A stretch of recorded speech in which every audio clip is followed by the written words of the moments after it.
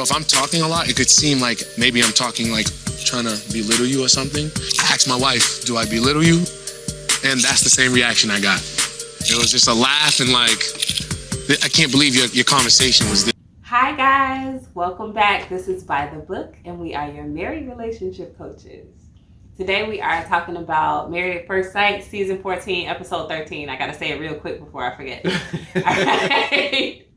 But you guys already know that. Y'all saw the clip. We are talking about Olajuwon and Katina. I do get tired of talking about them, but I feel compelled to talk about them because I don't even know what to say. I'm almost at a loss for words. If you looked at the clip, if you didn't really look at it, like go back and look at it again, because look at Katina's face. Look at her body language. Like, she's completely dominated by him. And it's so funny. We didn't show you the whole thing, but he's actively saying to her, or to the group rather, you know, I don't belittle you. This is basically what he's saying. I don't belittle you, do I? Mm-hmm. Look at her face. And she's not even responding. She's merely smiling. A lot of times when you smile, like that grin and bear it type look, it's simply because you don't want to or you don't feel comfortable saying a response. Mm-hmm. He's physically there. It's uncomfortable. She's been beat down with him emotionally, or by him emotionally, and she doesn't want to go through that again. Yeah. Katina is one of those people she seeks peace. Okay, so now that she's in a moment where he seems to be satisfied and happy with her, she's not the enemy right now. Dr. Pepper is the enemy. Katina's just going to ride that out. Mm-hmm. But she can't fake it strong enough to be like, yeah, that's right, babe. She doesn't look like that. Does she look happy? Heck no. She don't look happy. No. She looks miserable. Her eyes are puffy. She looks like she's been crying all night or she hasn't been getting any sleep. And I'm concerned. And I'm concerned that, again, like always, that the experts are not doing their job. Wholeheartedly. I definitely agree with you. I think Olajuwon is a big personality. He's a big presence. And I think here he is sitting in a setting with an expert. And she's trying to give him the feedback that she feels that he needs at that particular time. But he's just shutting it down. Mm-hmm. I mean, from the rip. I mean, from Jump Street, he's shutting it down because his body language and everything. Yeah, he's not going to receive anything that's not going to lift him up in any kind of way. You know, so it's just kind of like, no, bruh, you're abusive and your tone is totally off. And you are belittling to your wife. You know, you're controlling over your wife. There's a whole lot of things that she could have directly said, but she didn't, because here he is. He's defensive. His posture. He's shutting it down. He's not going to listen to anything that she basically has to say. You know, and so it's just kind of like you just said. Tell him I'm not abusive. Tell him I'm not belittling you. It was just he did everything but just say that, you know. And so yeah, it was hard to watch. And one thing again, just like with Mark and Lindsay, I feel like Dr. Pepper kind of started really good with this, but when they got to looking at what they were saying secretly in another room or whatever, and in the back, she's like, yeah, just keep on talking, Olajuwon. Like, she's about to I thought she was going to let him know. Yeah. She comes out there, and then she's just as soft as pudding. Mm-hmm. You know, it's just like, come on. Let this man know exactly how he is, because he obviously doesn't see it, and then the group is not letting him know, and then the whole group is giving him a pass. Everyone's afraid of Olajuwon. You know, he is the alpha in that entire group. Mm-hmm. The men aren't really going to challenge him. He has just this domineering presence.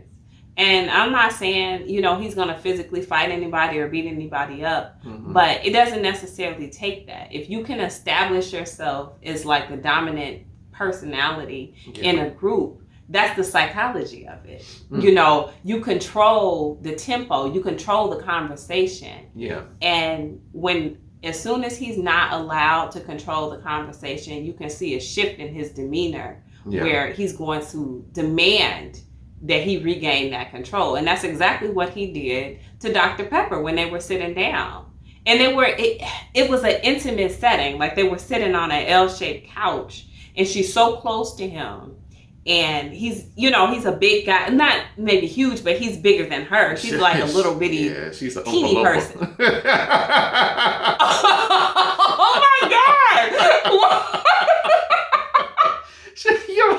No, you all know when you see Dr. Pepper, she does kind of it's an umpa. But anyhow, he's got this dominating presence over her, and he quickly took a tone that is to shut down. Yeah.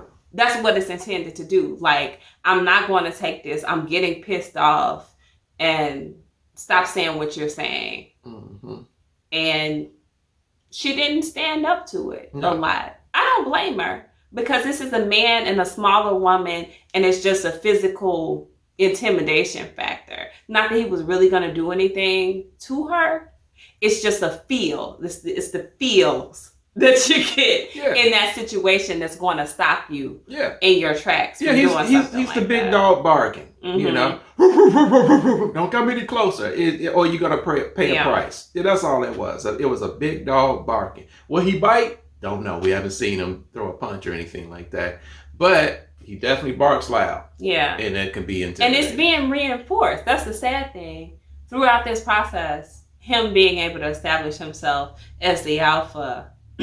Both with the group, with the experts. He did the same thing to Dr. Viviana, not in an aggressive tone, but she handled him better though. He shifted her. He used a different tactic. He did. He used tears instead of barking. That's true. But that is true. He's a manipulator. Isaac is a performer. He does what is necessary under the circumstances. And that's what he did. He used that tactic with Dr. Viviana. He used a different tactic with Dr. Pepper. Yeah. Nonetheless, the result is the same. And he's not being corrected because he's not allowing himself to be corrected. I wonder if he would take as tough of a tone with Pastor Cal. I haven't seen him do that yet. I think he would, again, I think he respects men a little bit better than what he does from things coming from a woman. And that's just a sad state to be in. And then again, the group giving him a pass. Oh, well, Olajuwon, he'll say a few things and then he'll realize what he said and then he'll come back and apologize. So what? So he still shouldn't get a pass. When does enough correction kind of come in there to where he's not saying it? Mm-hmm. He realizes what he's about to say. His tone is off before he opens his mouth. And as long as they continue to give him that pass, he's going to continue to do that. As long as Katina sits there idly by, kind of like grinning, but grinning off to the side, he's going to continue to do it. He has no reason to stop. No one has given him any reason to stop. But why does he think that that's confirmation from her? Like, if you ask me any question, like, did I like the food at the restaurant? Ask me, did I like the food at the restaurant? Baby, did you like the food at the restaurant?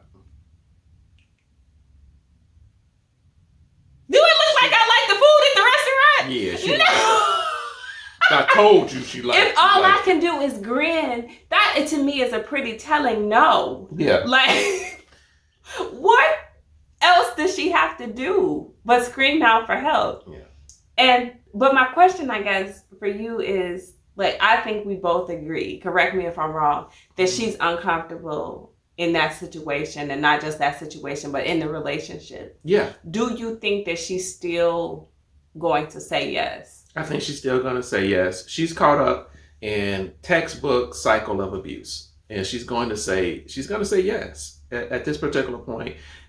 He has not given her, he hasn't pushed her over the ledge, so to speak. She's right there.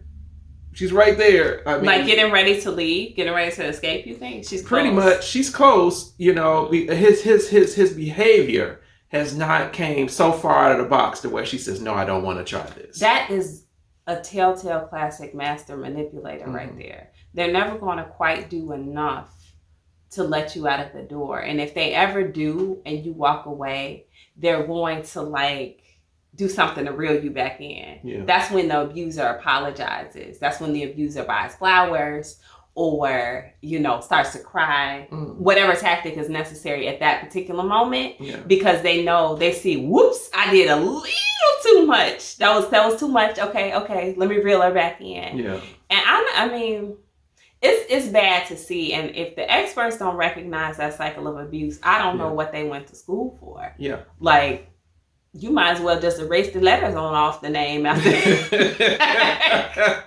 Yeah, because it's the same thing. I mean, Lindsay is abusive to Mark, and Olajuwon is abusive to Katina. They should be together. They should put them two up. Let the sparks fly on that one, Mm-hmm. But yeah, they're leaving those two couples to their own devices, and they got to take some type of accountability themselves for putting them together and leaving them together. Yeah. What you would see, I think, if Katina was in a healthy relationship, is her exhibiting her personality more. That's what we're not seeing. We saw her personality. We saw a little spice from her early on when she had something to say to Lindsay. And that's not to say that she would always have negative energy. Yeah. It's just to say that she would have energy at all that went beyond her defending herself. That's the only thing I see with her and him. This happened to be an episode where he wasn't like attacking her for something. Yeah. Although he did have his little digs at the grocery store even. He did. Still. He's going to continue to just needle at her just a little bit, just enough to let her know you ain't really all that great. Yeah. You don't get nobody better than me. Yeah. It's rough. It's hard to watch. Yeah, so. It is. So he said that he's learned that he's not attacking her the way that he initially did because it wasn't working. She doesn't, respond to that. Who does? Right. Like you thought differently. Who wakes up in the morning and says, you know what I really need today? I need somebody to cuss me out. That's what I need. I need somebody to really just rake me across the coast. Scream at me, accuse me of not being a woman. All those good things. Yeah, she's not even a grown up. In from his perspective when he was talking. So hey, it is what it is. But I gotta ask my wife though. What does Katina have to do in this relationship to make it a success? How about that? I'm gonna leave it right there. What does Katina have to do to make this relationship a success? I don't, she has some good heavy frying pans to smack this man over there. No, but honestly, I feel like the one thing that she could do to like find her voice, to speak up, to, give him some pushback on those attacks is the thing that will make him go away. She doesn't want that to happen. Like if she stands up to him toe to toe, he's going to go away because he's going to accuse her of something else. He's going to be like, oh, you're an aggressive woman. I didn't think you were like, that's not what I wanted in a wife. Yada. So he's going to try and shut that back down. And if she's like, well, whatever, you're going to deal with this, then he's going to leave. Yeah. He's going to be like, that's not what I wanted. And he's going to go because he wants someone he can control. Yeah. So for her to make the relationship a success, she's going to have to be his pawn. And it's not healthy for her. So I think she should let the relationship fail. Yeah. Like, that's plain and simple. Can't say it any better than that. And I agree. The same thing that we were both saying with Mark and Lindsay. Go get some counseling, some one-on-one. But definitely, well, you know what? He's not even open to any type of counseling. No, he'll say he will. He may go to counseling, but he's going to try to dominate the session. Yeah.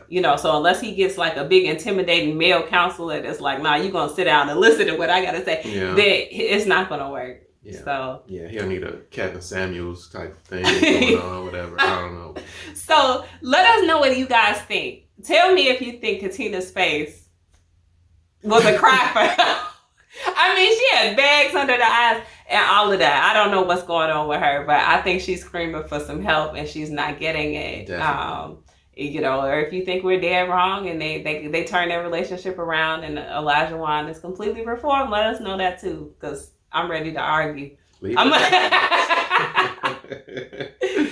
right, guys, that's it for Olajuwon and Katina. Like, share, subscribe, and we'll talk to you soon.